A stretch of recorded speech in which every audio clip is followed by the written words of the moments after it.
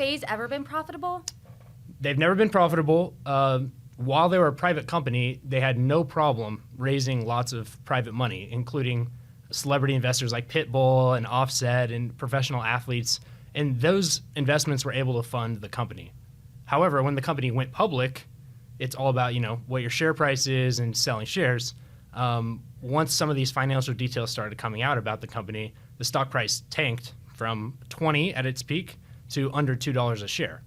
And when that happens, the company doesn't have money and it has fewer options about how to raise more.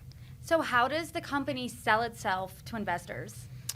It sells itself to investors as, hey, there's this large number of Gen Z followers that you're having a hard time reaching through traditional advertising means. Come to us.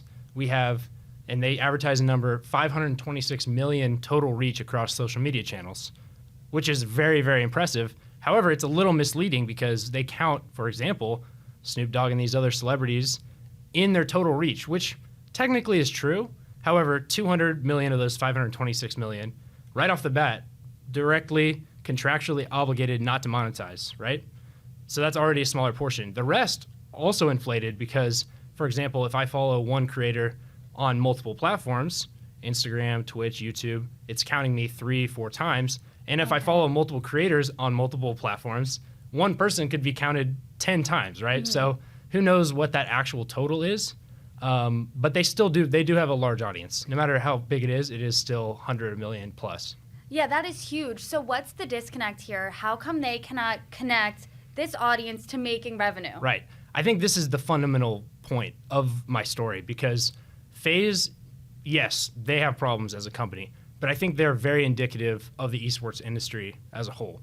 They're kind of just the one to point to because they went public. They have to disclose all these financial details. However, I think this same trend could be seen at other esports and gaming operations, which is, hey, we have this huge reach of audience. But we're having a very hard time monetizing those clicks, those views, those people. Because, for example, when you watch a YouTube video, you don't have to pay, right? Mm-hmm. When you watch a Twitch stream, you don't have to pay. I mean, some people do, and you can pay on YouTube too. But for the most part, a lot of free content. So within FaZe, for example, 36 cents per YouTube subscriber is their average, right?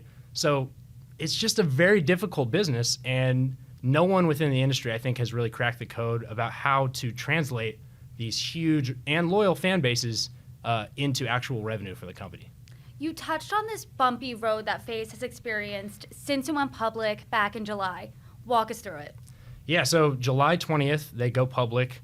They have a SPAC, right? So they merge with another company. And unknown at the time, 92% of the SPAC shareholders actually just chose to cash out.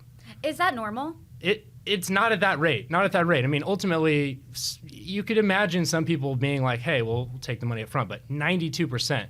And FaZe was, I think, very surprised by that. They didn't confirm that with me, but they projected to make $218 million from the merger going public, right? They actually only made $100 million, less than half of what they expected. And because of that, they had less money to fund operations, to grow. They had planned to make acquisitions. They weren't able to do that. And overall, it's just an expensive operation to keep going. And when you make less than half of what you projected, that really starts to put you in a tough spot, which I think they realized throughout the year. So they go public in July.